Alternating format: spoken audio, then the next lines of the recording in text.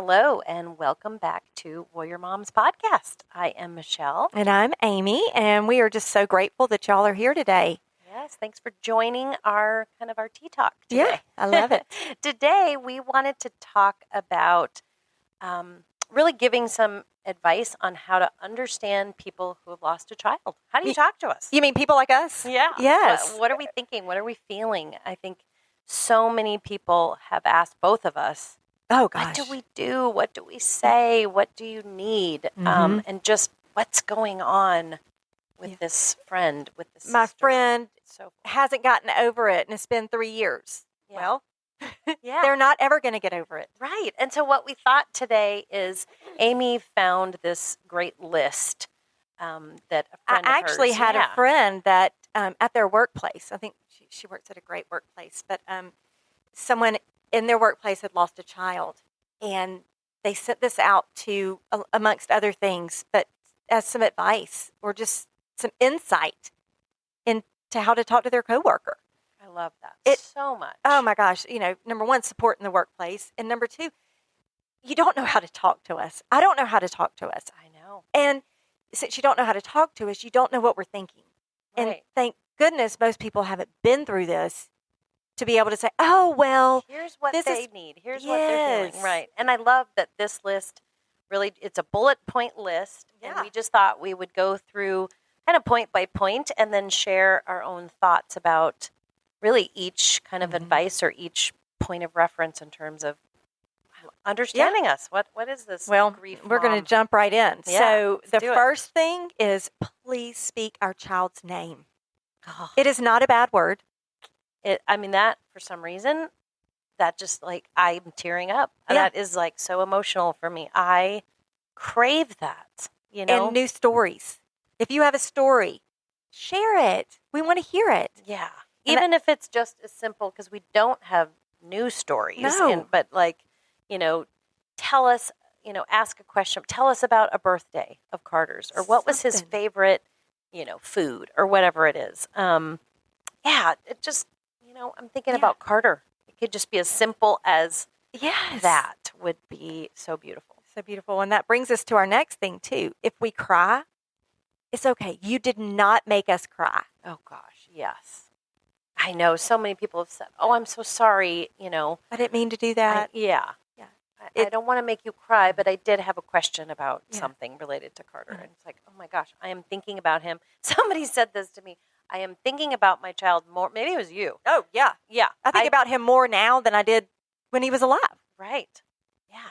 Because it's that loss, the absence of. Yeah. So that's just understanding that if we cry, and we often will, it's because we love them so much. And that isn't a sadness. It is a sadness for the loss, but we're so appreciative that someone remembered tears them. Are just a release of thank you. I can share it with you. Yes. And this, it brings us to the next one. There's good day. We're going to have good days and bad days. Yes, most definitely. And forever. Yeah. We have Warrior Moms 10 years into it, 12, 32. And the grief changes. Yes. And some say it softens. Some say you just, kind of learn a new sense of the world. But you still have sad moments. And be patient with people as they figure it out. Right. Because I know a lot of my bad days, I don't go anywhere. I'm not going to answer my phone. You might text me and I don't really care what you said. I know that sounds terrible, but I just don't have the energy to care what color you're going to paint your walls. Right. Yeah, because it's the weight of the sadness is so heavy. And it's not that I don't care about you or that you've done anything wrong, but just be patient as and circle we back figure around. out. Yes. I have friends that, that reach out and put something on my calendar. I'm 7 years into it, and I still have, past coworkers that reach out and say, hey, let's do lunch this Sunday. And I am so eternally grateful because I struggle with that, just in your sorrow of it all. And I love that. Well, I know that I went through a phase where people would ask, and I would be like, please please don't ask me, please don't ask me, please don't ask me, because I've run out of excuses of why I can't go. Mm-hmm. Like, Yeah. and, you know, when you're 3 years in, 2 years in or something like that, people don't I don't want to say they don't understand, but they don't, everything has moved on. And I look fine on the outside. And yes, I went to dinner with, you know, Right. we went to dinner with a few couples last weekend. I can't do it this weekend too. You know, like I'm exhausted. Right. And that's, That is that physicality of it, is just, be patient. Know that grief is physical and that it does. Well, and that's the take thing energy. is don't expect, here's another point. Yes. Ready? Don't expect our grief to be over in any amount of time. It's never going away. We are never going to be cured. It's always going to be there, but there again, we learn to manage it. Learn to manage it. Yeah. And we would love for our friends and family to come along with us. Yes. Right? Yes. Yeah. What's another one? Another one. Let's see here. It said that, how about this one? It said that the death of a child is different from other losses. It must be viewed separately. It is not to be compared with the loss of a parent, a spouse, or a pet. Yes. And, it's not as a sense of like one-upping someone on grief, right? Yes. But this idea that losing a child is out of the normal steps that we go through in life, and it's out of the ordinary. It's not expected, right? That you have a lifespan in which we all hope to live out, and it's separate and it's different. Even though grief runs its course, often, has these ups and downs in similar ways, but losing a child is just different, and that's okay to know that. 100%. 100%. And that's where sometimes I think, because I have had someone say, oh, I know how you feel. I lost my dog last week. And I do know that people's dogs are very important to them. And I also understand that they have no idea what to say in that moment. Right. And that's where, and I give a lot of people grace. Not everybody gives as much grace as I do to people, and I think you do to people. But, sometimes saying something right is better than nothing, but then. Yeah, it's just knowing that, even if you want to talk about the loss of your dog, because we want to hear that, right? We want to be involved in your life, and just know that that your loss is yours and mine is mine. That we all kind of face these things differently. Yeah, this kind of goes back to what I was said we were talking about is the physical reactions to grief. Mm-hmm. And we talked about this. I mean, we had a whole podcast on this. If you go back to podcast number 5. Right. We physical components of losing a child, that grief. There's weight gain or loss, sleeping patterns are off, there's so many. And a lot of times people don't realize, us as the griever and others as well. Right. And just, having that awareness that this does change you physically. What else? Well, and do understand that grief changes people. It changes us. We are not the same people, nor will we ever be the same people. And before we'll never be our old selves. There might be some sparkles in there. Right. Yeah, we try our darndest, that's for sure. Yes. we want to go back as much as everybody wants us to go back to our old self, unless we were total pain in the rears. But I was actually really fun. And, I was so much storyteller, yes. I'm sure. Yes. Oh, I was good. I was, I would. And you still are. You still are. But I think that's just important to know that,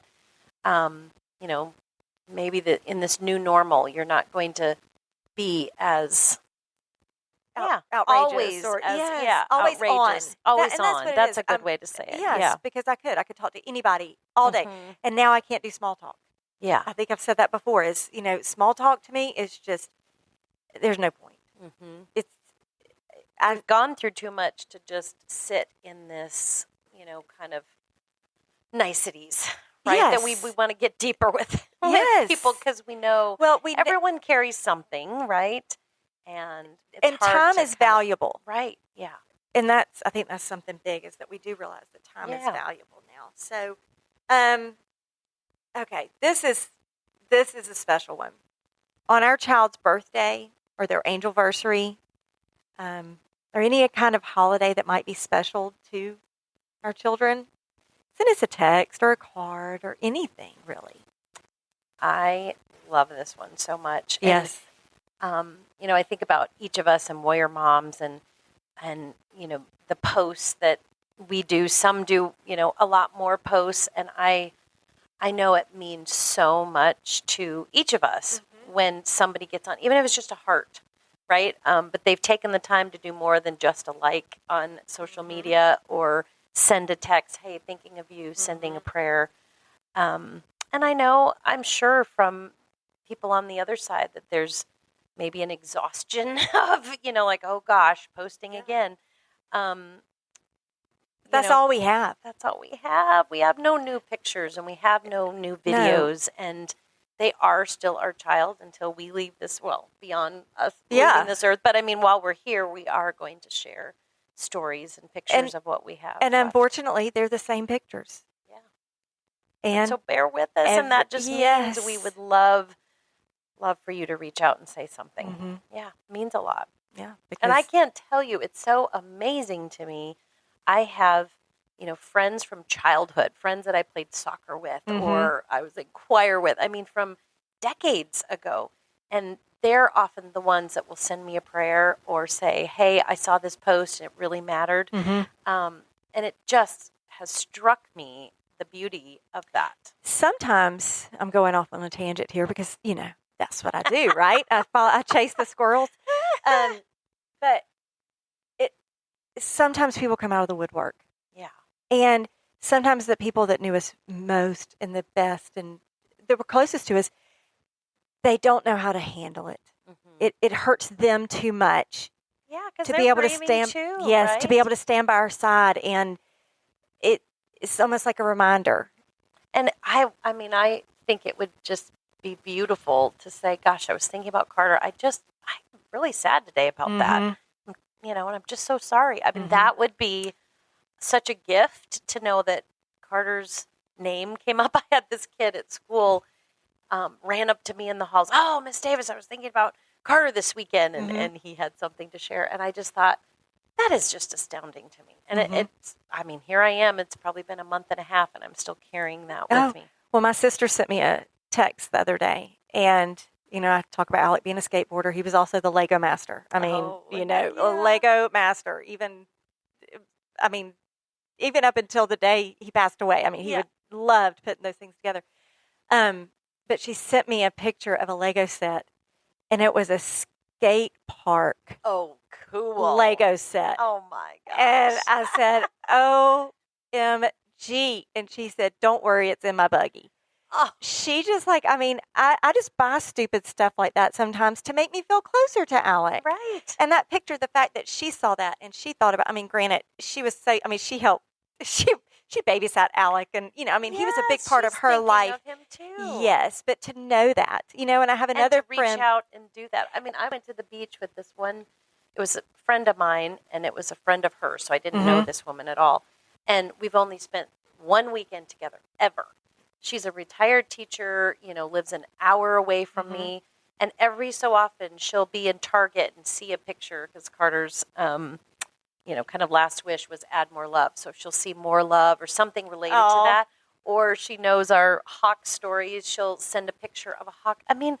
It's just, it's so unbelievably kind. I just am so grateful for that. So I think that's our message today, right? Maybe not a journal entry, but a to-do list. Yes.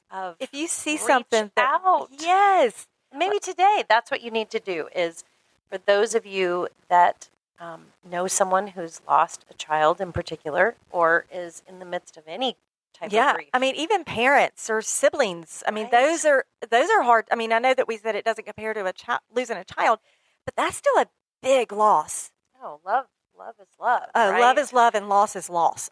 Period. Yeah. So I think that would be a good to-do list, us included, right? Yes. Reach out to at least one person and just say, I'm thinking of you and or whoever they've lost. Yeah, or even just a random picture out of the blue. Like I said, I'll get ones that say the no skateboarding signs, and it makes me giggle. Yeah, I love that. Yes, so just like, I think that's a great to-do thing, Michelle. Yes. Well, hopefully today you're leaving with a little better understanding of who we are in this deep grief of child loss. And I know a lot of these apply to grief in general. So yes. for those of you that maybe who haven't lost a child, this hopefully maybe helps you to share, here's where I am in my grief. Yeah. If somebody in 5 years, or maybe not 5 years, but, somebody loses a child, this is a podcast that you could share to their friends and family to help understand them and help them work through the stages. The stages and the pain and the sadness. Because there's a lot of stages. And there's ways to, recognize it in a way that really matters. These really matter. Thank you for sharing that list. Oh, thank you for being here and talking with me, Thanks Michelle. Thanks for joining us, y'all. Take care. Bye. Bye.